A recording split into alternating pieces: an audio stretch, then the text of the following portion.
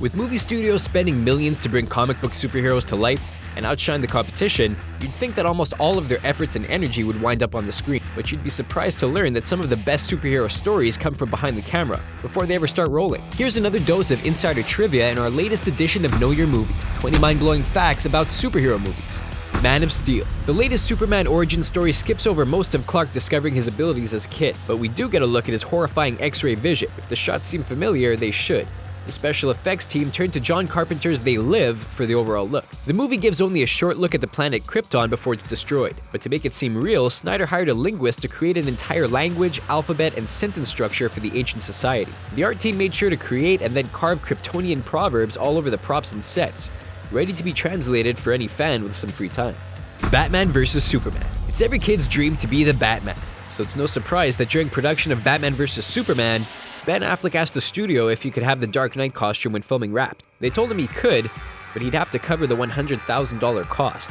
He decided some photos were a nice compromise. Dawn of Justice might mark the first time that Batman and Superman share the screen, but that's not the entire story for the stars who made the heroes movie icons. To get a glimpse of the world's finest an entire generation dreamed of, just pick up Speechless, starring Michael Keaton and Christopher Reeve. Fans don't know how DC's movie universe will play out, but history has already been made thanks to Ben Affleck. After playing former Superman actor George Reeves in Hollywoodland, Ben Affleck is now the first and only man to play both of DC's biggest heroes on film, and that's one record that he'll probably hold for good.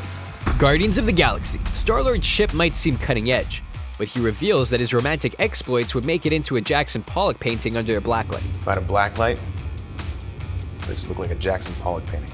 The blacklight was scripted, but Chris Pratt's censor-tempting punchline wasn't. Director James Gunn only left it in when the line got the biggest laugh from early test audiences. The creepy Sakaran soldiers working for Ronin don't get much time in the spotlight, but when they do, it's James Gunn providing their voices, along with his assistant Simon Hatt. Gunn even makes a cameo of sorts as the unmasked soldier killed by Yondu. Ant-Man. The Marvel comedy has plenty of pop culture references, but one of its best never made it to screen. Paul Rudd had the idea of Michael Pena's character greeting him outside the prison, blasting Peter Gabriel's In Your Eyes as a nod to the teen classic Say Anything. They even filmed the scene, then found out how much it was going to cost to license the song, and cut it. Iron Man 3. The Miss Chattanooga pageant is played for a single laugh in the movie, but the contestant is anything but random. When casting the part, director Shane Black turned to Yvonne Zima, the 7-year-old star of The Long Kiss Goodnight, one of his earlier screenplays.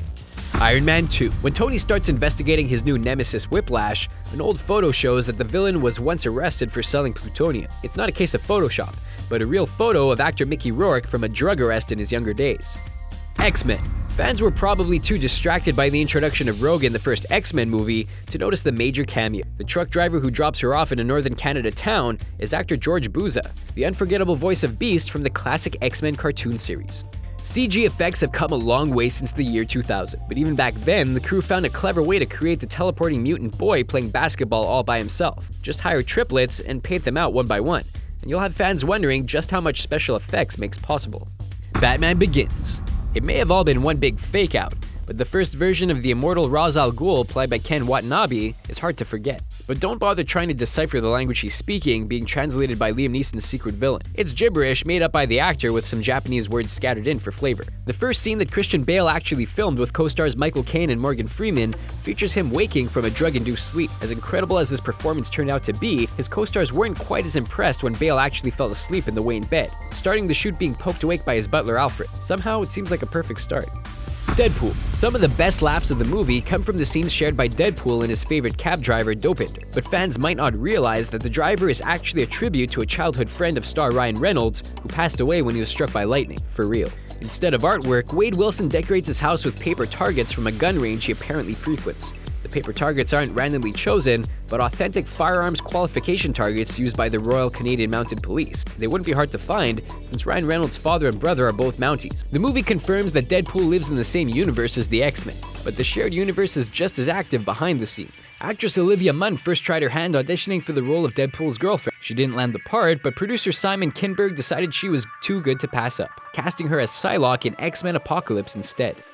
The Wolverine. With the second solo movie, actor Hugh Jackman finally got into the physical shape he had always envisioned for Wolverine. The results were staggering, but in the actual movie, only a handful of scenes actually showed them. To make the most of Jackman's work and the attention it would grab, most of the marketing was tweaked to feature the actor in all his topless glory. Suicide Squad. It's hard to think of another actress who could capture the no-nonsense authority of Amanda Waller like Oscar-nominated Viola Davis. But the studio was apparently eager to land another world-famous actress for the part, Oprah Winfrey. We still can't decide if that was a terrible idea or an incredible one. Captain America, the Winter Soldier.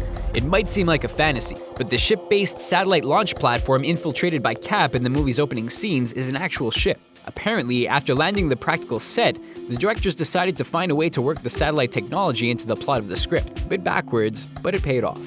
Those are the bits of trivia, Easter eggs, and behind-the-scenes secrets we found for some of our favorite superhero movies.